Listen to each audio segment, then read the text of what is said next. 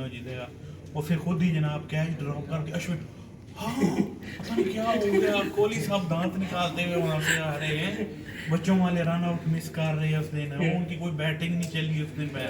सूर्य क्या करे, एयरपोर्ट पे उन्होंने छुट्टियाँ नहीं खाई, तो गैरत करें तो साउथ अफ्रीका को तो कम अज़ कम हरा के आए हैं।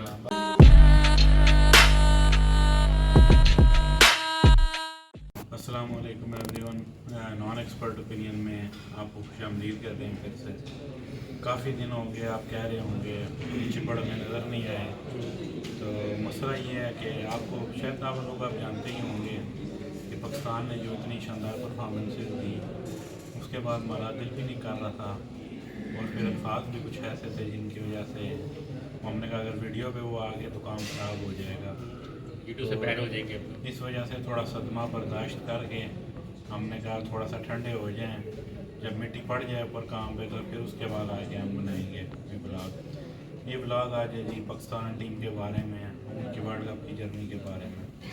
तो पहले मैं जी अपने प्यारे भाई मेरे हसन भाई, जिनके दो प्यारे अनमोल रतन हमारी टीम में, sir Babar Azam and sir Rizwan, ठीक है, जिनकी इन्होंने हर तरफ से बचाने की कोशिश की। आपको शायद याद हो पिछले मैच में मैंने कहा था एरन फिंच साहब ने जनाब आके उधर जी मैच जीतने के बाद भी कहा जी मैं बड़ा गंदा खेला, मेरे को बॉल नहीं लग रही। इन्होंने फिर भी जनाब हडरामी शो करते हुए जनाब उनकी सही साइड ली। वो तो हीटर ही नहीं है, ये हैं और वो दूसरी टाइप की गेम है। उन्होंने कहा ठीक है यार चलो, ये उनकी ओपिनियन है, अब हम क्या कह सकते हैं। मगर बात फिर क्या हुई जब दुनिया के सामने दलील होना शुरू हुए हैं। नेदरलैंड के खिलाफ 90 रन नगरों ने जाके शानदार 14 ओवरों में चेस की। इस बारे में सर आप क्या कहना चाहेंगे? सर अस्सलाम वालेकुम। पहले तो मैं ये कहना चाहूँगा कि जो रिजवान और बाबर की मैं साइड लेता था वो मेरा एक ओपिनियन था, ठीक है, वो गलत हो गया, कोई मसला नहीं है। मैं कोई एक्सपर्ट नहीं हूँ, मैं एक नॉर्मल क्रिकेट को देखता हूँ। मुझे लगा कि ये जो टीम थी, ये जो हमारा ओपनिंग पेयर था, गुज़िश्ता हमारे 4-5 सालों के मुकाबले में बेहतर था। उस तरह परफॉर्मेंस नहीं आ सकी।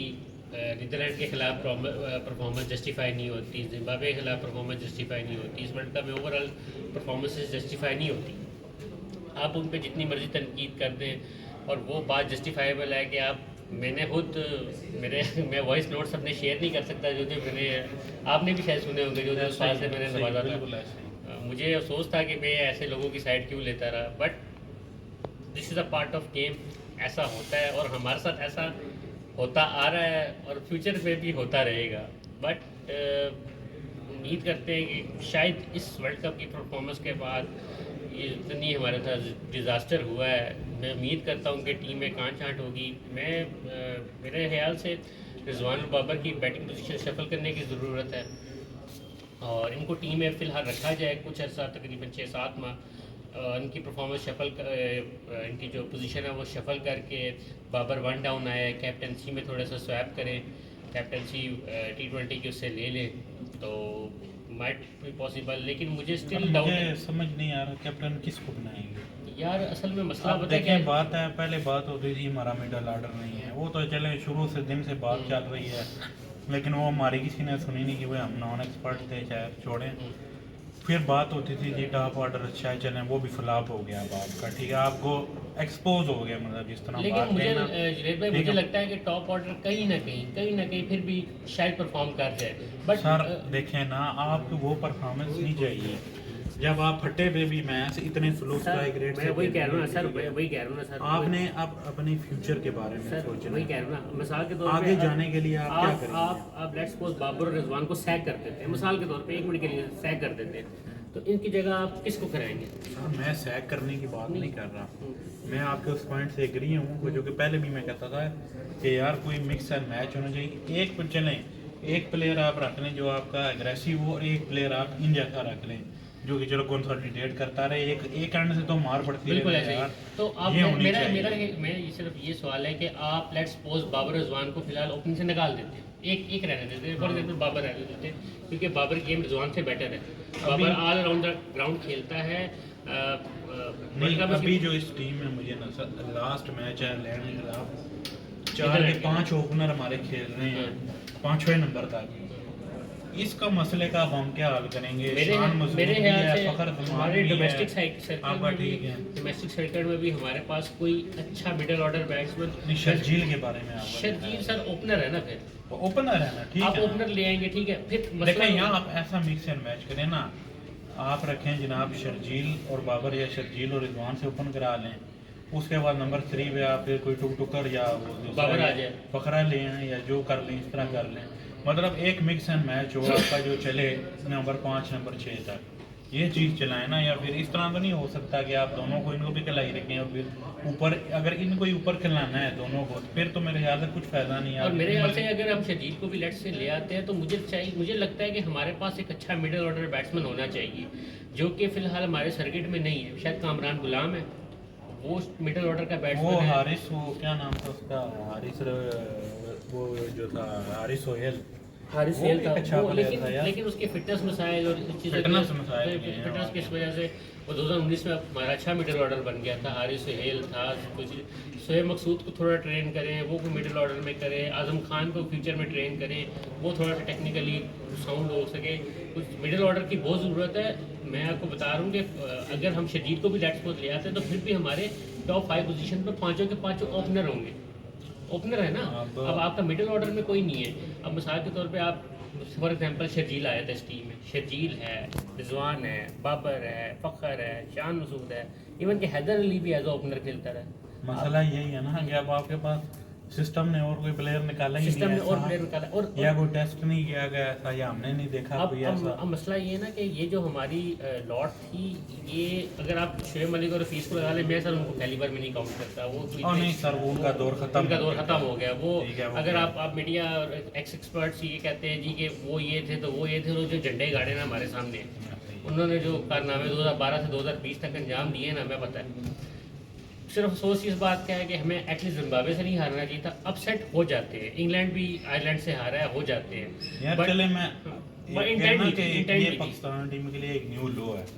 क्यों चले हम कहें यार 2007 में वो आयरलैंड से हारे थे, वो एक स्ट्रेट फॉरवर्ड बात थी, उन्होंने रन ही नहीं बनाए। अब एक सिचुएशन में जाके जब आपको 4 बॉलों पे 4, 3 बॉलों पे 3 रन चाहिए, यार यहाँ कोई सोच सकता है बंदा कि इस सिचुएशन में भी हारेगा यार। जुनैद भाई, वो बात वही कहने की बात ही होती है कि अक्सर चीज़ें ऐसी हो जाती हैं। जैसे एक वक्त था कि जब आपको याद है साउथ अफ्रीका और पाकिस्तान का मैच था, जी जी। साउथ अफ्रीका और पाकिस्तान का मैच था, तो उसमें क्या हुआ था कि उनका तकरीबन इसी तरह ही रन बॉल चाहिए था और कोई ज़्यादा फ़र्क नहीं था, टीमें मैच हार जाती। मुझे सिर्फ मसला उस इंटेंट का था, इनकी इंटेंट ही नहीं थी। यार वो बड़ी टीमें हारे, हाँ। वो एक हाँ, डिफरेंट बिल्कुल। Cattle of fish. बिल्कुल मगर यहाँ पे वो सिचुएशन यार 3 ऑफ 3, आप मैं कितनी दफ़ा कहेंगे यार 99 आउट ऑफ 100, 100 आउट ऑफ 100 जितना चाहिए सर, उस चीज़ जितना को आप चाहिए। उस चीज़ को तो आप डिफेंड कर ही नहीं सकते ना कि अब के वो चीज़ तो डिफेंडेबल ही नहीं है कि आप वहाँ से कैसे हार के। मुझे ये वर्ल्ड कप में हम सेमीफाइनल में आराम से जा सकते थे, हमने प्रेशर मूवमेंट्स पे आके फंबल किए। उस जिम्बाब्वे के खिलाफ भी हमने फंबल किए प्रेशर मूवमेंट्स में आके। और बाकी ये है कि मुझे ठीक है, थोड़ा बेटर परफॉर्म करेंगे, नहीं कर सके। आप 2 मैच रह गए, इस मैच के बारे में आप क्या कहेंगे? इनको थोड़ा सा ट्राई करना चाहिए, थोड़ा अग्रेसिव मेरे ख्याल में तो आप अगर इज्जत बचाने वाली बात करनी है ना कि अगर एयरपोर्ट पे उन्होंने छुट्टियाँ नहीं खानी तो गैरत करें तो साउथ अफ्रीका को तो कम अज़ कम हरा के आए ना, हरा के बाकी छोड़ दें। बांग्लादेश को भी हरा के इन दोनों को आखिरी 2 मैच अपने जीत गए हैं ना, कि कुछ इज्जत वापस लेके आए अपने साथ। चले एक साइड नोट पे बात करते हैं। वैसे आज तो हम इंडिया से कोई उम्मीद रखनी चाहिए कि हम खुद पहुंच सकते थे। हम ऐसी पोजीशन से नहीं हुआ कि किसी ने हमें वन साइडेड उठा के हरा दिया, ऐसा नहीं हुआ। इंडिया वन साइडेड नहीं था, दोनों मैच हमने जीते जिताए उनको दिए, नहीं है तोहफा दिया, तोहफा दिए उनको, दोनों मैचों में तोहफा दिया हमने। एंड में प्रेशर में इवन सबसे टीम का सबसे बड़ा मसला क्या है, क्रंच मूवमेंट्स पे गिव अप कर जाना।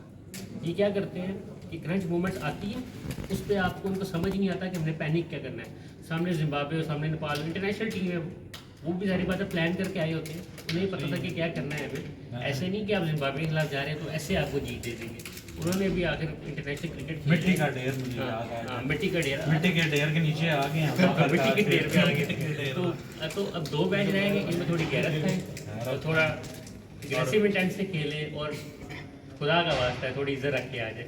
और मैं इंडिया के बारे में आप क्या करेंगे, इनकी एक्टिंग के बारे में आप क्या रेट करेंगे? इंडिया वाले तो लगे, कोहली साहब पहले ट्वीटें करते हैं जी हम तो अपने मैच जीत जाएंगे, पाकिस्तान क्या करेगा, वो अपने, तो ये क्या गारंटी है वो तीनों जीतेगा। और फिर खुद ही जनाब कैच ड्रॉप करके अश्विन, हाँ पता नहीं क्या हो गया, कोहली साहब दांत निकालते हुए वहाँ से आ रहे हैं, बच्चों वाले रन आउट मिस कर रहे हैं उस दिन, उनकी कोई बैटिंग नहीं चली उस दिन।